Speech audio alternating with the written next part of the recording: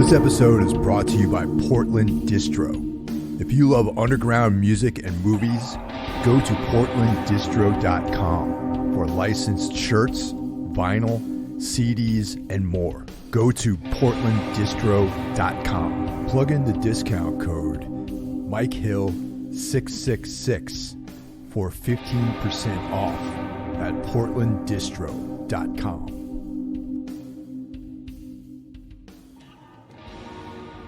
Let me ask you, Ralph, what was your entry point with the band, The Gun Club? My entry point was a posting by a good friend of mine from New York called Mike Hill, when he posted the song Sex Beat on his Facebook when he was still very active on Facebook. I don't know when that was, but it was a long time ago. It was around the same time I discovered TSOL and the Revenge Theory, which we talked about last time. So you actually made me aware of the band Gun Club. Wow, that's cool, man. I didn't really know that. Yeah, now you know. For me, way back when I think I was still in high school, I remember Henry Rollins writing about the Gun Club in one of his journals, or he used to put out those chapbooks like back then, which ended up getting collected into softcover editions through 213. And I'm like, the Gun Club. I would write down all the names of these bands that he wrote about. So the Gun Club, the Birthday Party, the Swans, Neubauten, and I figured they sounded like interesting music to get into. And then one day I was at Trash American Style, which is that legendary record store in Danbury, Connecticut. And a couple episodes ago, we had Malcolm back on for his third appearance on this very, very podcast. And I came across Las Vegas Story in like the used CD bin, and I ended up buying it. And that was my entry point with the band. And ever since then, I've been a huge fan. And for me, it was cool because I was really into bands like X and the Cramps, and the Gun Club obviously fit right into that.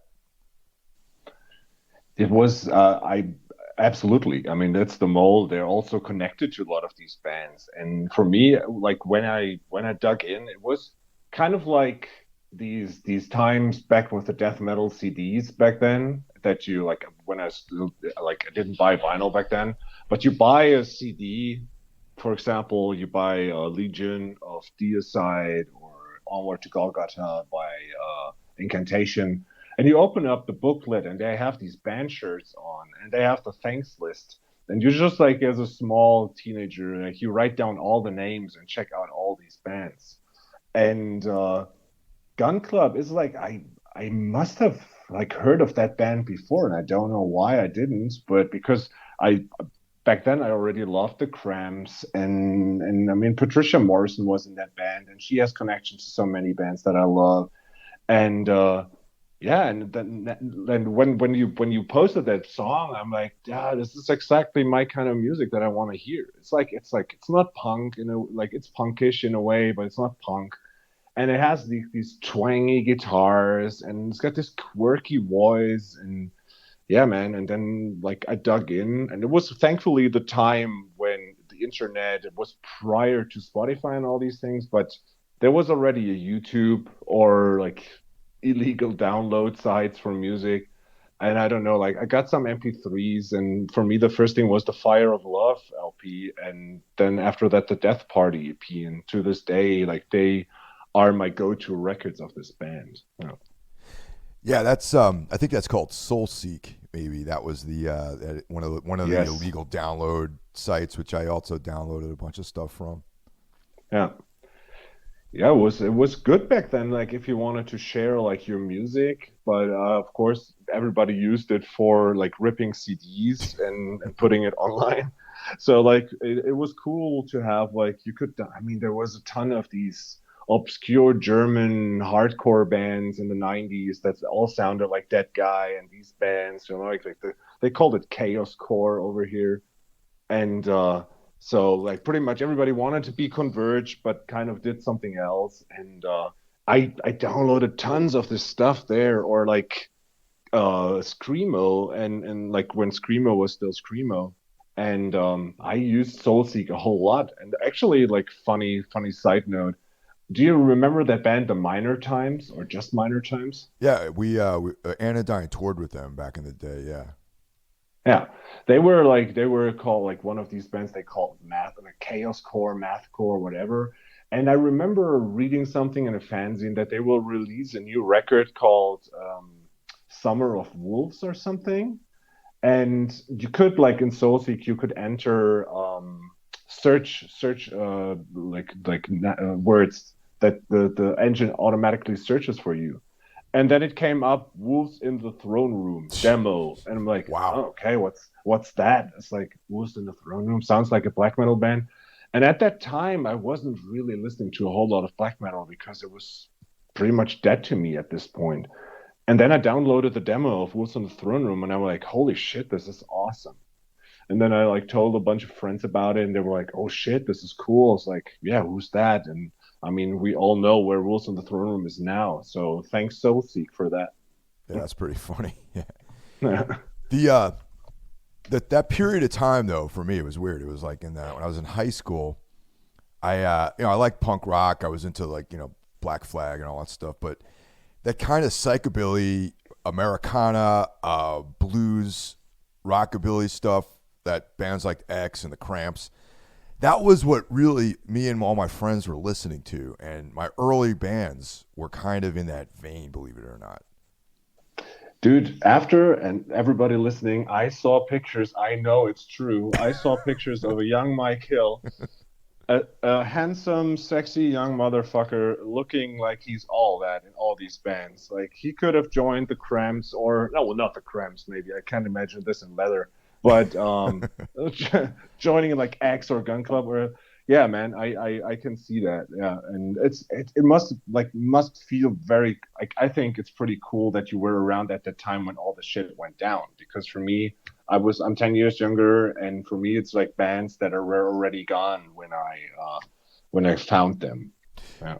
Oh, well, I can know a lot of that. There was a young lady that was in one of those photographs that I sent you, and she was actually probably. I thought I liked music, at that time, but Yeah. she loved music. Like she was like one of these people that I would probably grow into, would be like obsessive about every band and who's in the bands and what records they were on and the different offshoot bands. And so she also introduced me to like Bauhaus and the Cure and stuff like that too.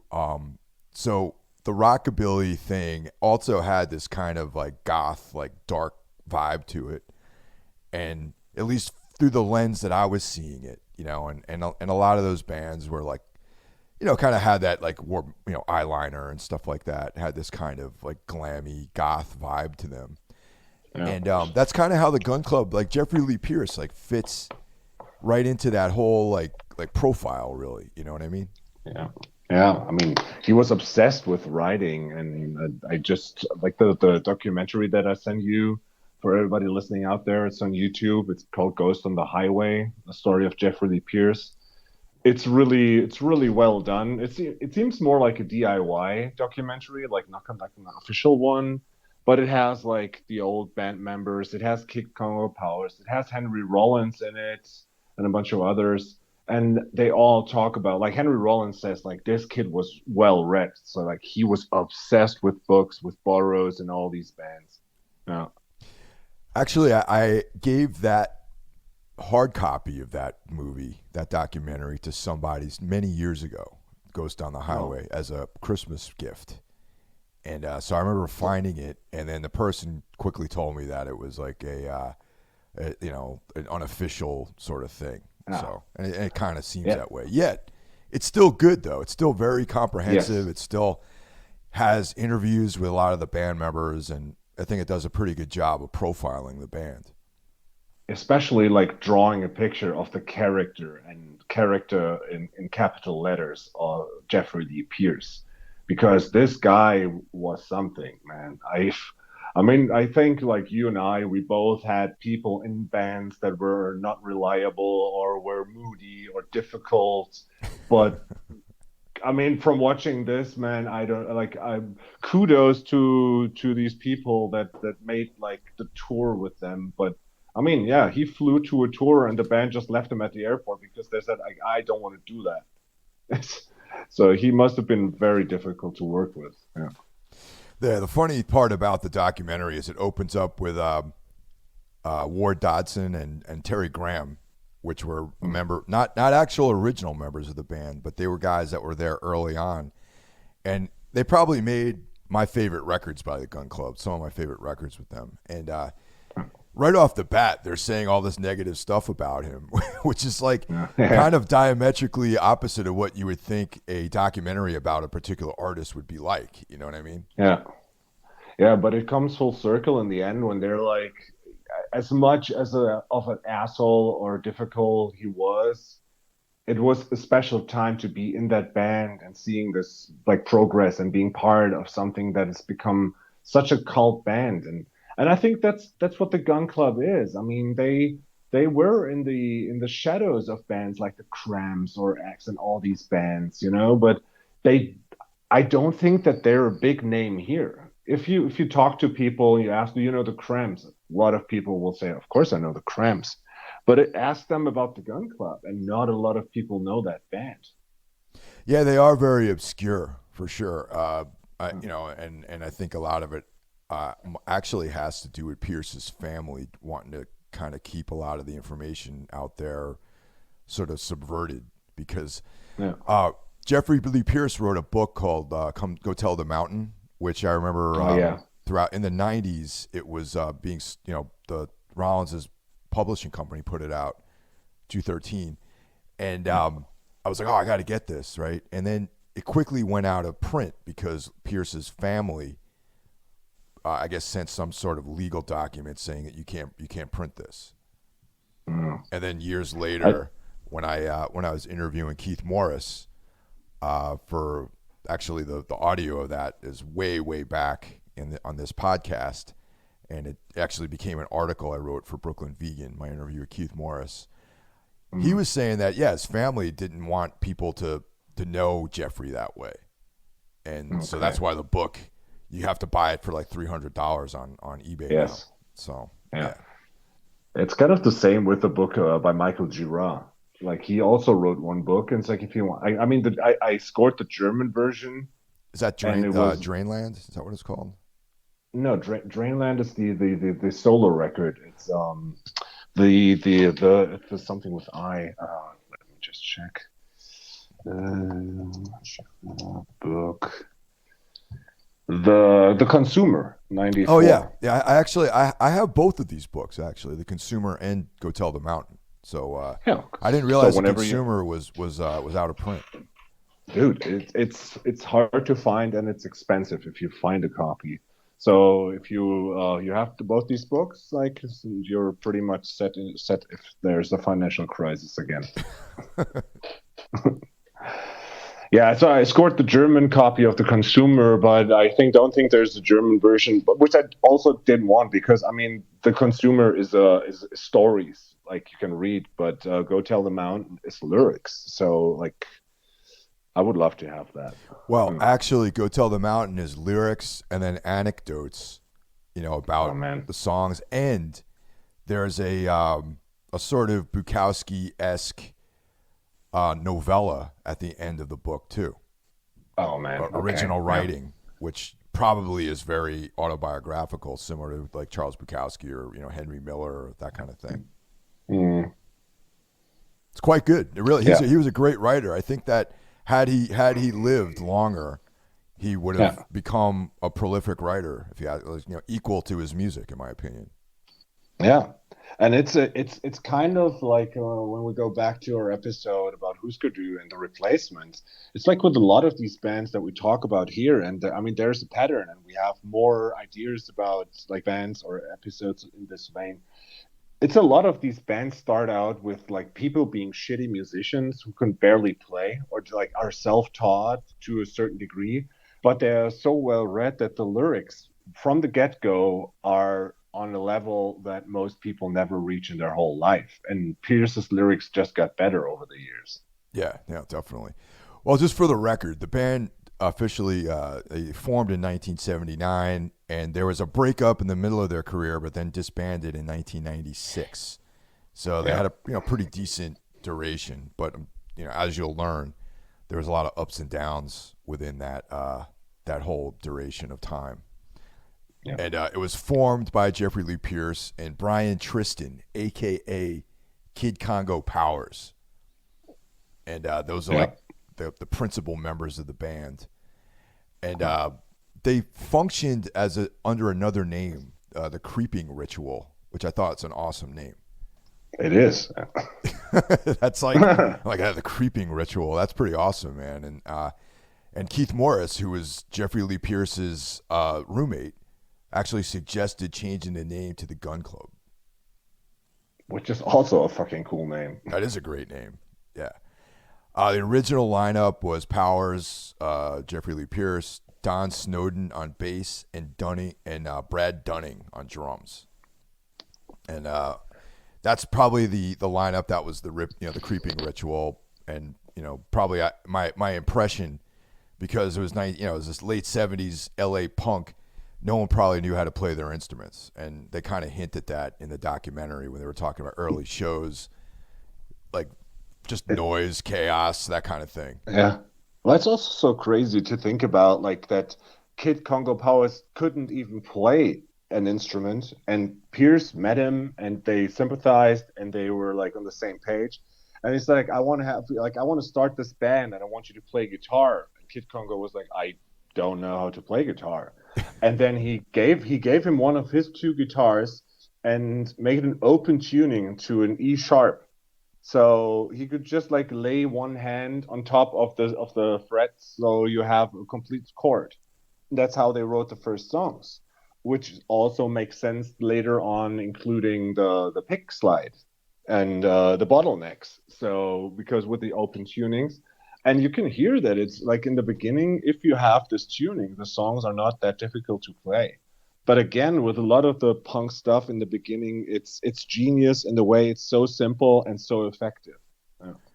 And I love the can-do attitude of that. You know what I mean? Yeah. Where it's just Yes. like, okay, we don't know how to play our instruments, so let's figure out a way to make this happen. Oh yeah, I just read that you can tune everything to an open chord and just go for it. Yeah. This is probably one of the most punk things to do. But do you want to hear the most punk thing I've ever seen? Like, as a side note, today's maybe the episode for side notes. Go ahead. What is it? So you remember Jutz Mannheim, right? Of Where you and I course. met? Yeah. Yes. So this venue, you played in the base. No, you just played in the basement. And the basement had like a rehearsal space, an open rehearsal space. So for the American listeners, this is like an anti-fascist open youth center, which is not funded by the state. So it's run by some kids. It's more like a squat, but an organized, very clean spot, and they do like youth work and shit. It's still around, still a fantastic place. And they had like an open rehearsal space. So a lot of the Mannheim bands, like for example, Planks, my old band, or Fears the Path to the Dark Side, Stack, My Own Lies, all these bands rehearsed in the space. We had our own gear there, but there was some gear for everybody to use. So people could just say, like, I want to book the space for 2 hours on a Wednesday and we want to jam. And at one of the punk shows, I remember doing the bar, and it was like one of these shows where there was more beer on the floor than there was at the bar. Um, there were like these four punk kids, like who were always hung around at the youths, and none of them could play an instrument. They decided that evening to start a band, but the first thing they did was to make a lottery of who plays which instrument. So they wrote down bass, guitar, drums, vocals, put it in a hat. Everybody knew what to do. None of them could do it. Then the next thing they did was give themselves nicknames. So the one was Puke, like all in German, but one was Puke, the other was Snot, and the third singer was Captain, I think. Then they settled for a name which was Kommando Vollsaufen, which is Command Get Wasted. They had a band shirt before they had music, which was the Black Flag logo with empty beer bottles. And then they started going to rehearsal room and just like jam it out for a weekend. And then they recorded their demo tape. This is all within 2 weeks' time. they decided to play two shows. One was the first show, one was the last show. And for the last show, they just carried gazillion bottles of beer in the venue, and it was just like a beer party. And I remember that the drummer who like I was watching from side stage because I didn't want to get drowned in beer. And he had a set list and it didn't have any names on it. It just said 1 1 2 1 1. Next song 2 2 1 1 2 2. And it's like, what the fuck is this? And it's like afterwards, he was the most sober of these people, and I'm like, dude, so what was that set list? It's like, oh yeah, man, I just can play two beats. One is like the second one is so he had like he didn't know the songs. He just knew he had to change when the guitar changes. He had to change the drum beats. That's the most punk thing I've ever seen.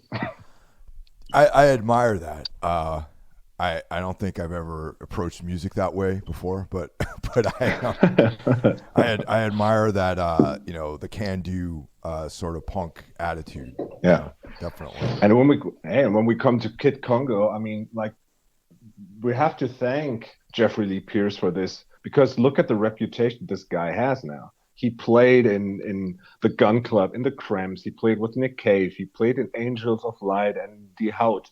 And now he has this Kid Congo Powers and the Pink Baboons. I don't Something no. like that. He's got a ton of these different bands that he does, and he Yeah. travels around. And I think I told this before we started, but I met him down Oh in man. Yeah. Philadelphia.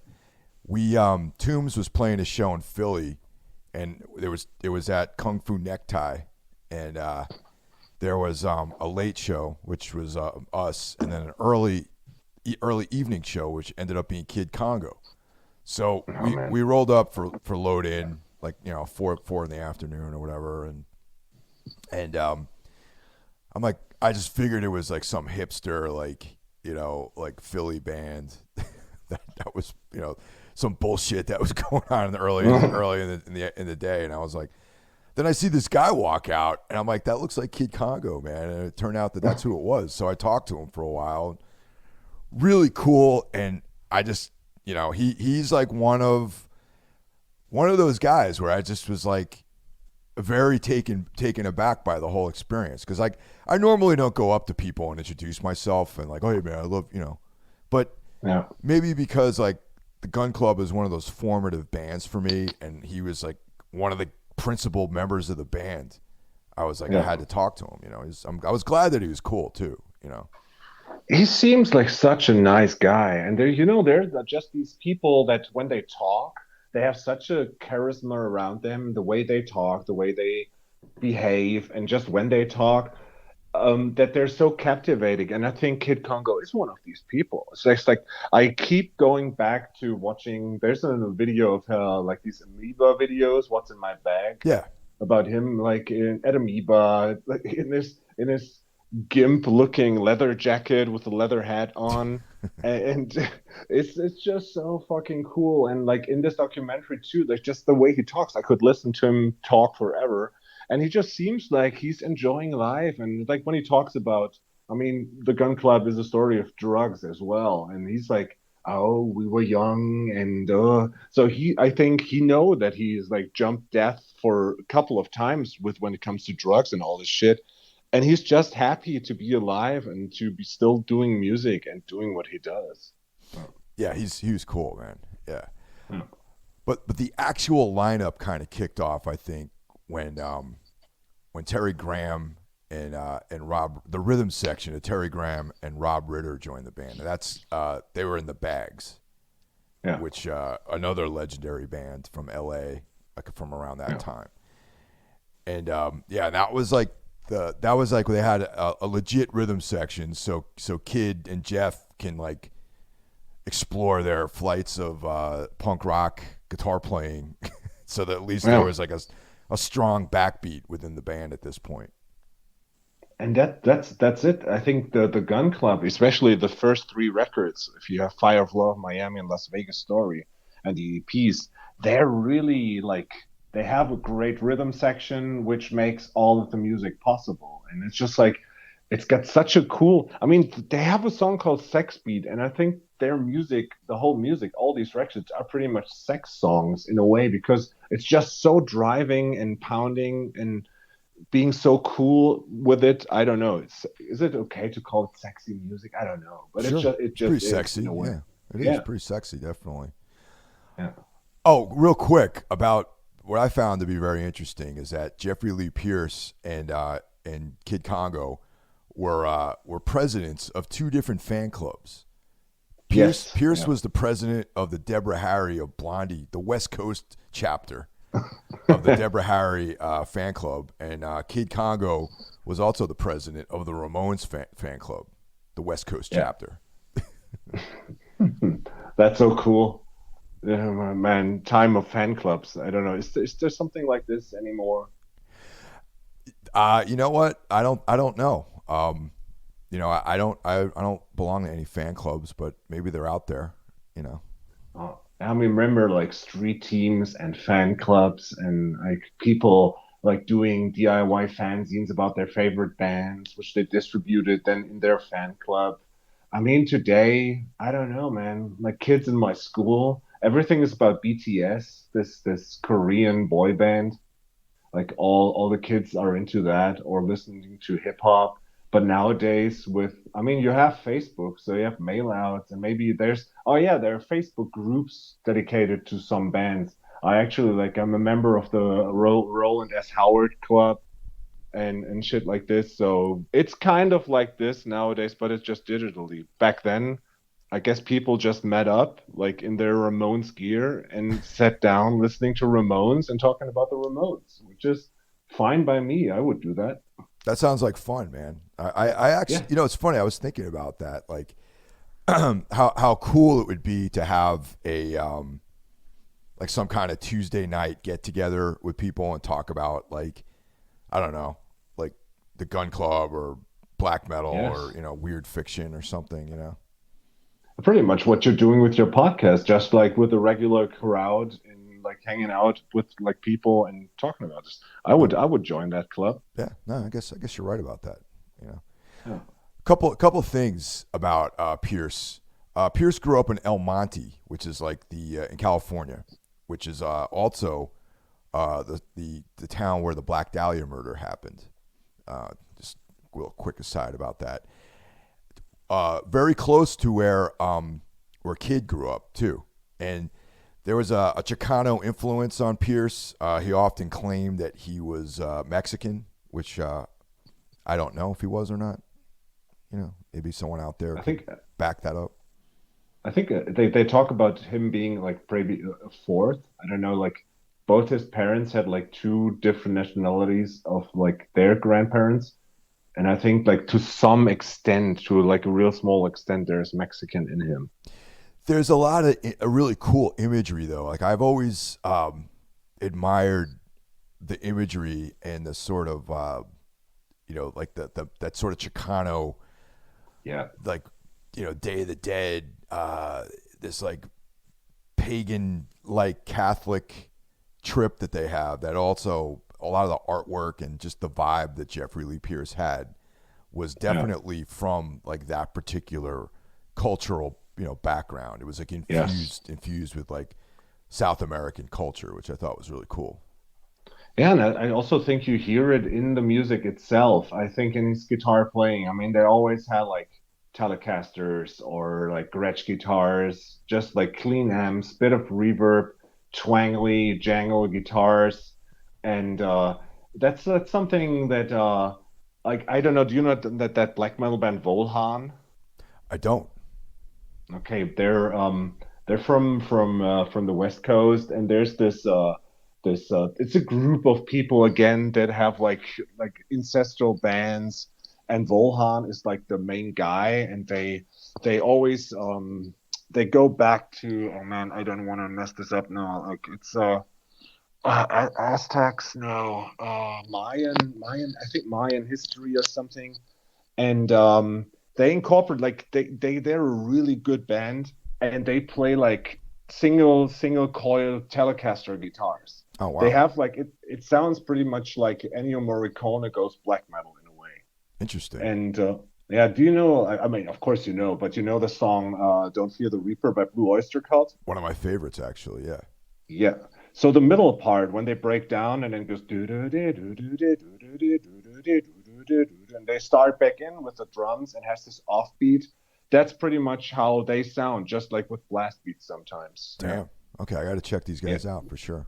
Yeah, I will send you a link later on. They're fucking awesome, yeah.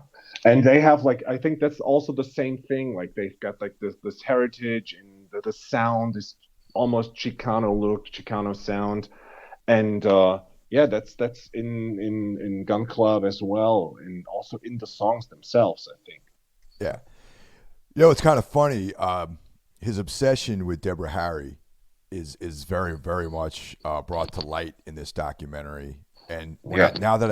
when I look at pictures of Jeffrey Lee Pierce with his bleach blonde hair, Yeah. he it's like he's trying to look like Deborah Harry. And Yeah. they comment on that, and also his like infatuation with Marlon Brando too, Yeah. which is it's funny because he Mm. kind of looks like if you melded together Marlon Brando and Deborah Harry, it Yeah. would look like Jeffrey Lee Pierce. Especially like at the end part of his life when he was already like when he was super chubby and had dark hair, he really looked like Marlon Brando on like behind the scenes of Apocalypse Now.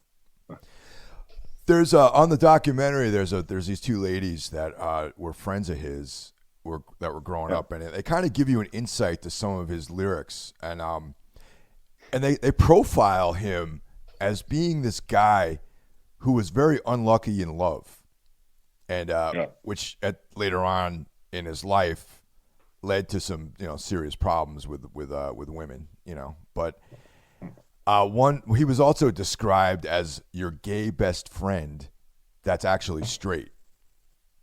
Yeah.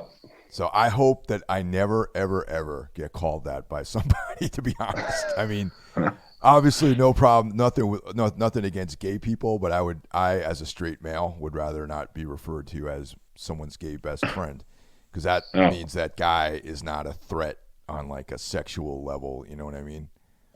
Yeah, and that's also what made him like sad and miserable for some time. And then when he had this one, like one of the girls that he that played, oh man, I didn't write this down. Like there was this girl joining the Gun Club at some point, and she was in another cool band before that, and it's not Patricia Morrison. And they were dating for a while, but then she left the band and him for the drummer in this other band. Yeah, you're talking about Texicali from Texicali Jones from Tex and the Yeah, Horseheads. that's right. Yeah, Exactly. yeah, Yeah. and that was a band that he sort of tried to bring along. You know what I mean? To try to Yeah. pump her up and and develop her. You know what I mean? Yes. And then she Yeah. bails. Yeah.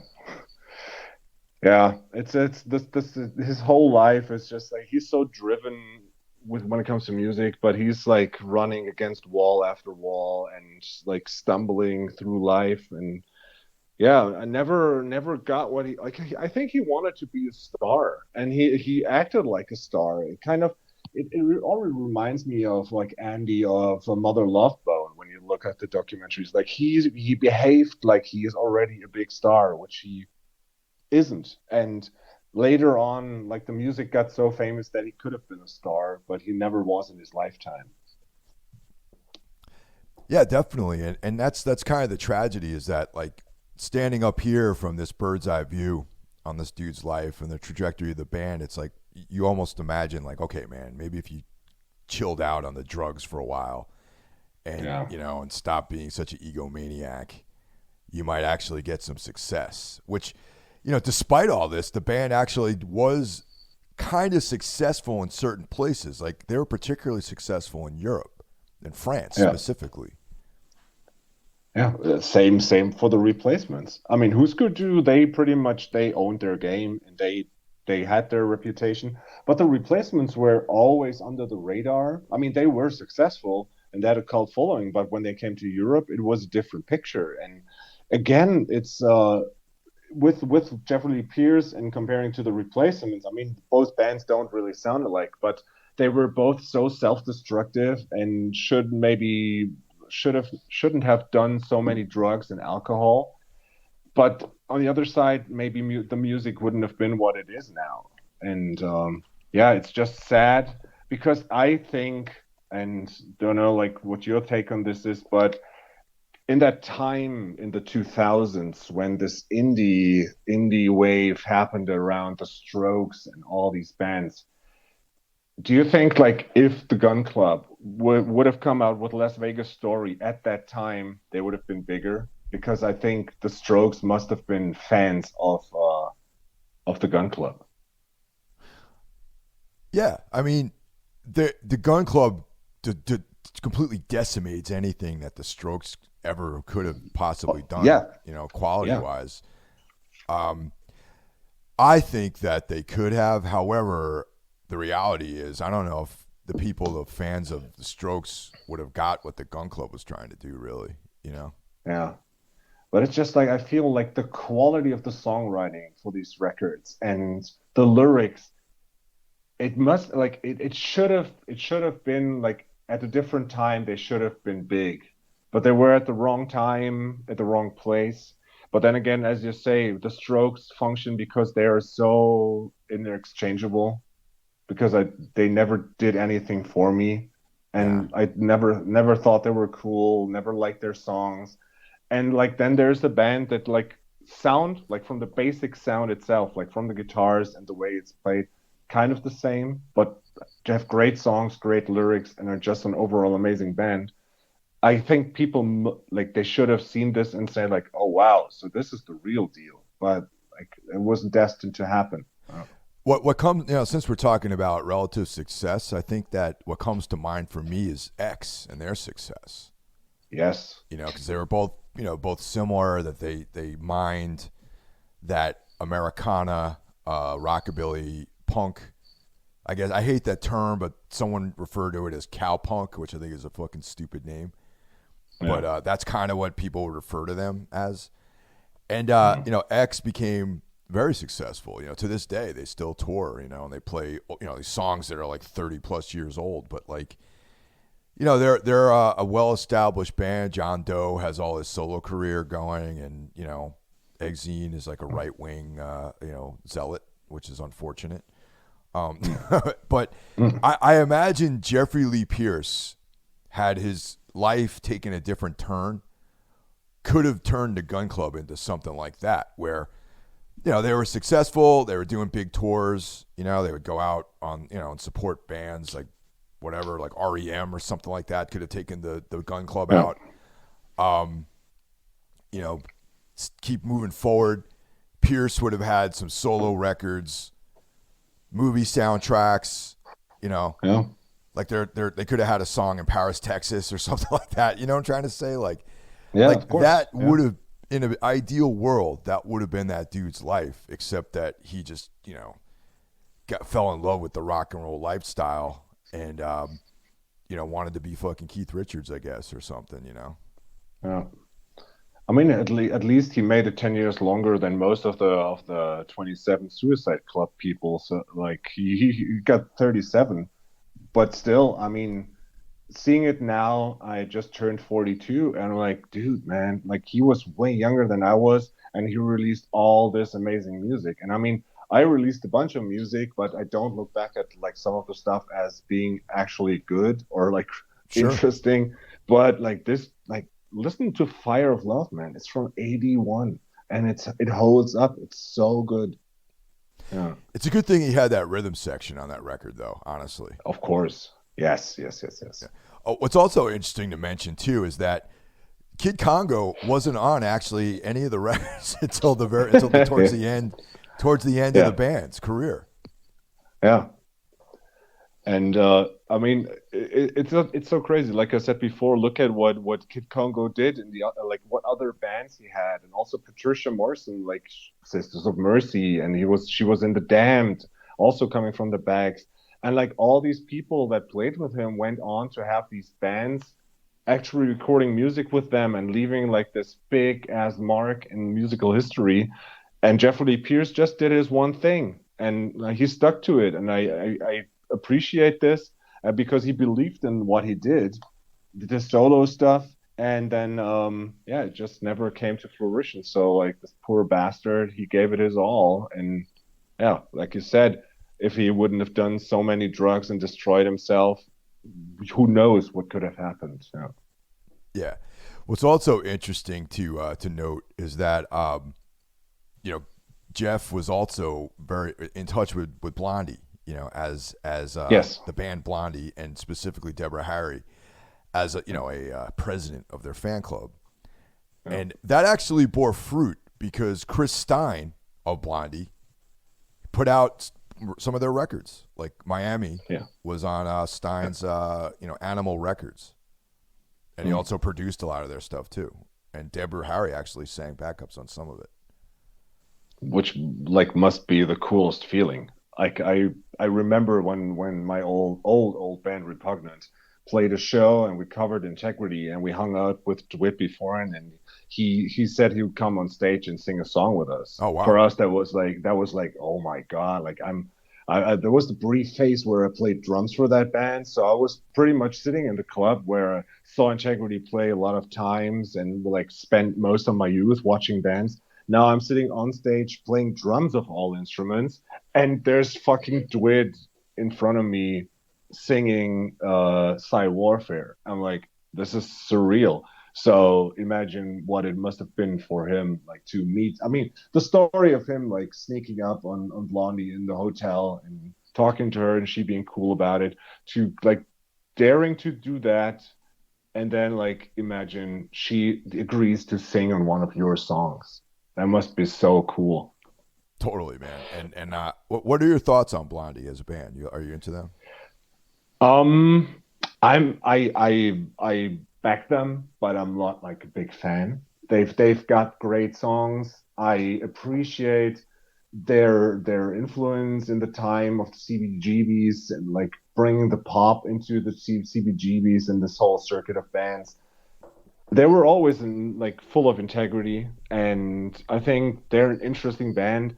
But I think I own two records on vinyl, which I got from a secondhand bin. Maybe I should fuck more with them. Hanging by the Telephone is probably one of the all-time best pop punk songs. Yeah, but I don't know. You're a fan of them? I think this is where the age difference probably comes in because I was of that age, Yeah, like 14 or whatever, and yeah. there was USA Night Flight, which was like Mm. actually you can download an app now for your smart TV, which plays all the old shit, which is actually I highly recommend it. If you find what we're talking about interesting at all, check it Mm. out on the app. It's cheap. It's like $25 a year too, so it's like a very inexpensive form of entertainment. So I would watch this all the time, and that's why the first inclination of me even attempting to play music was from watching a live Go-Go's video, where I'm like, Hmm. oh, fuck, I could play this shit. I wanted to play bass originally, but Hmm. those early videos of Blondie and Deborah Harry in particular were like very, very influential on me enjoying new wave music. And to me, everything was like one thing back then. It was like new wave, punk, it was all kind of the same, Yeah. you know? So yeah, like I've always been a huge fan of Deborah Harry and Blondie and like all that stuff. Yeah, cool. So you should maybe at some point later, you should give me like or write me a mail about like which records I should like really go into Sure. details with. Oh Yeah, yeah, yeah. definitely. Yeah. Oh, cool. They did dip into this kind of disco thing, which I wasn't a big fan of. You know what I mean? Yeah. Yeah, that's all. That's why I always like I remember like the early stuff being like rock and more punk, and when he also I mean they were also friends with Talking Heads and all these bands, but yeah, then like the most stuff that you really know, which played on the radio, is like their more disco-ish stuff, which I'm also not a big fan of. And they I mean they had their name, but they had this one big hit in '98, Maria, and I remember that this was playing on the radio constantly, and like all the radio stations were like, "Oh yeah, that's the new song by this band Blondie," and they were big in the '70s, obviously, but I've never heard of them. It was like, yeah, thanks German radio. Yeah. Also, she was in Videodrome, Deborah Harry. She Oh yeah, right. with Yeah, dark yeah, dark hair. that was like I was like, wow, man, she looks even better with dark hair. Yeah, she was a very pretty girl. Yeah. Yeah. So what would you say are your in my opinion, I'm gonna make my statement first. Okay. The first era of the band, because they broke up for a while too, and then Yeah. reformed. Those are actually probably the better records in my opinion. Absolutely. 100% agreed. I I think by now I have all their records on vinyl. At least like what I could get my hands on. I think I have most of it. Have like two or three live bootlegs. And for me it's 83's Fire of Love, 82's Miami, 84's Las Vegas Story, and the Death Party EP from 83. This is my go-to stuff. I appreciate the later stuff, but it's more like singer-songwriter, more not country, but like the classical Americana.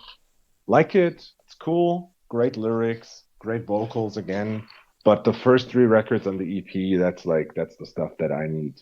Uh, Yeah, it's. I mean, I'm glad they were reformed and everything, and I'm glad that they were able to get more more records out by them. But yeah, those first few records are really pretty awesome. So if anyone out yeah. there wants to who's not familiar with the band and they want to jump into this thing, I would hit those records first.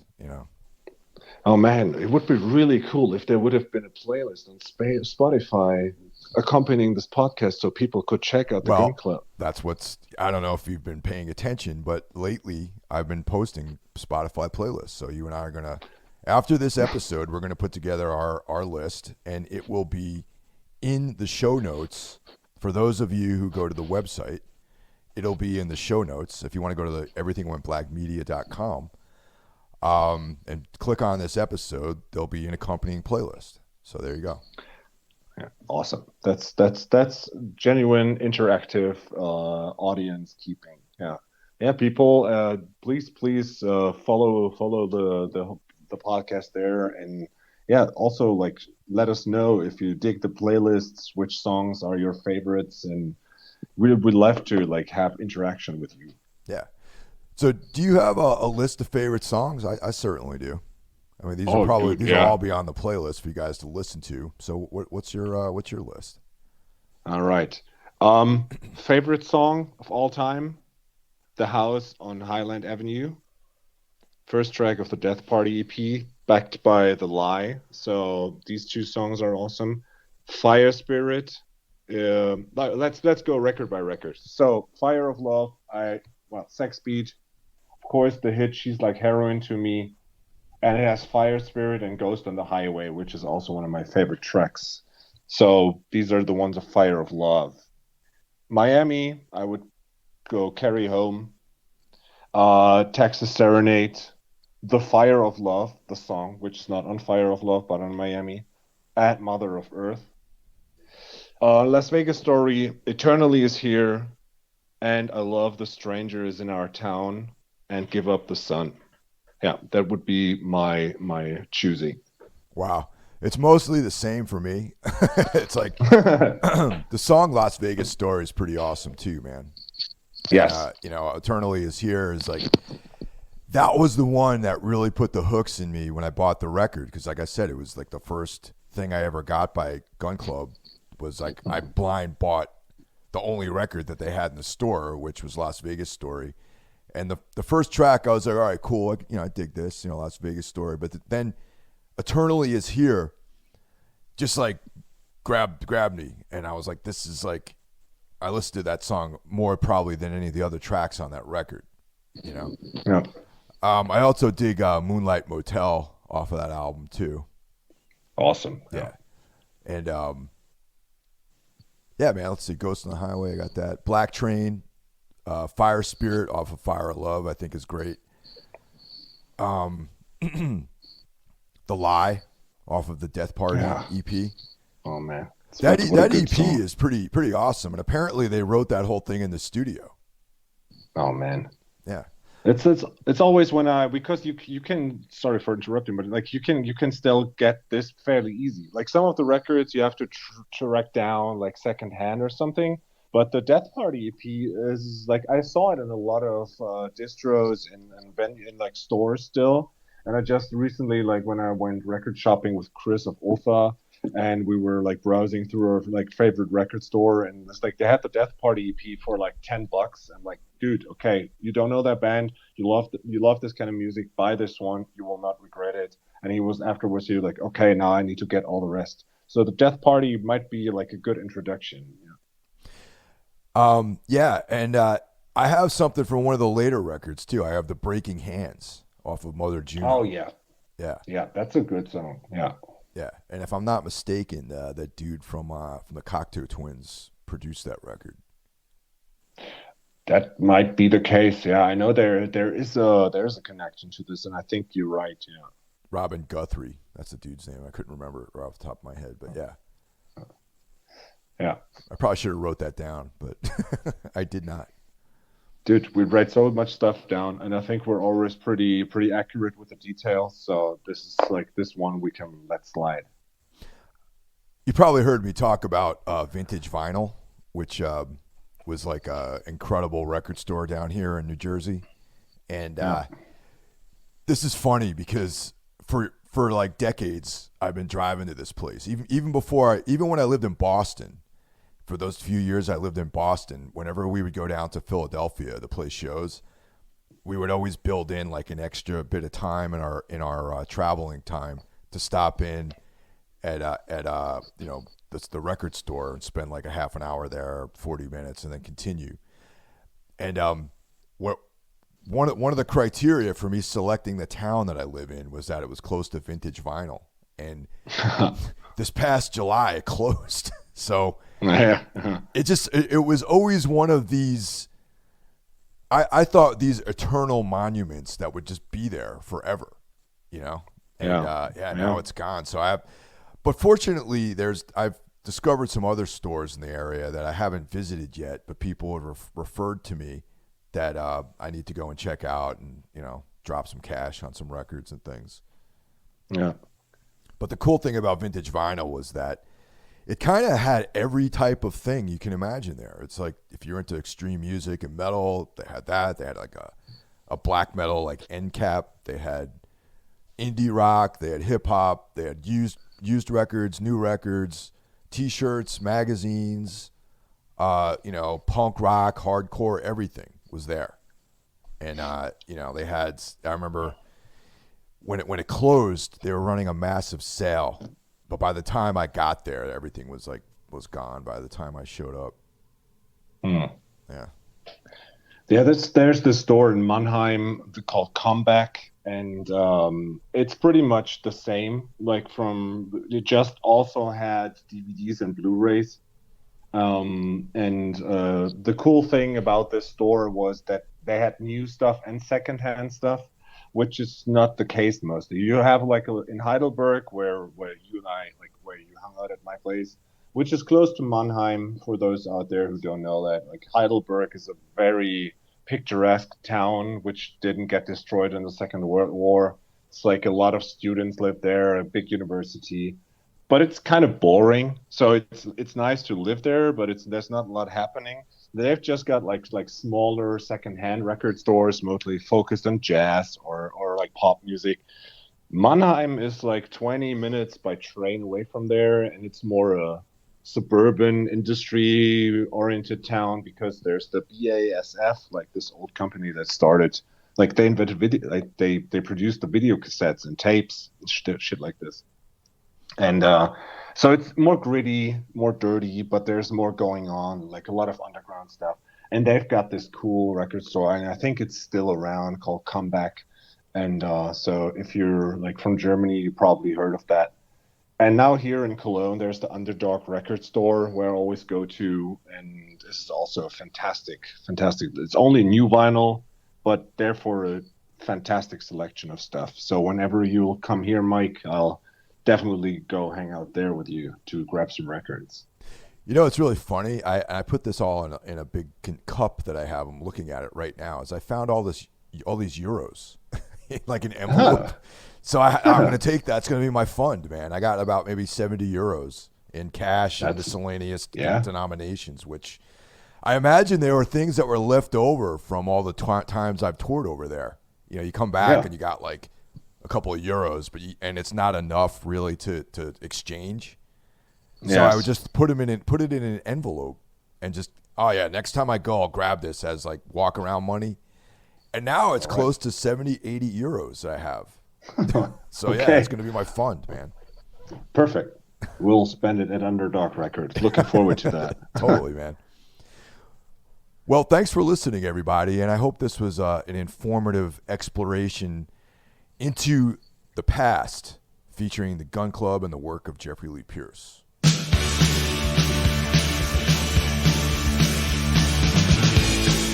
1,000 miles below, I've been all waiting for you,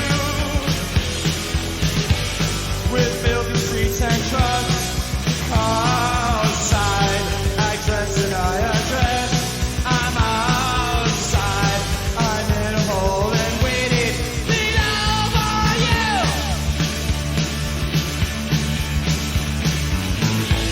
And between the lights I'm found.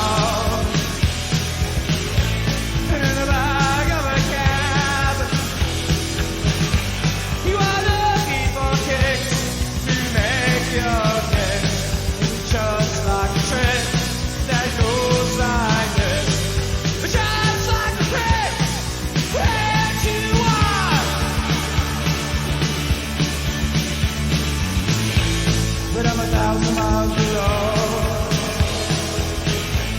I believe in the drum of my hair. Low rates and color, cheated.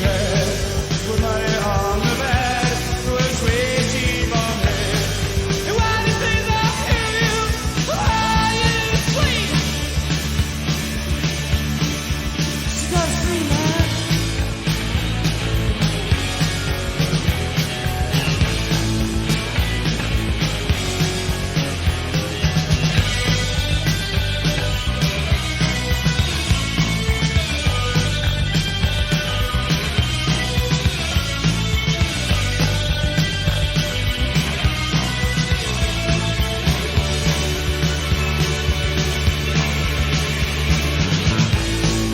Treated as a dog.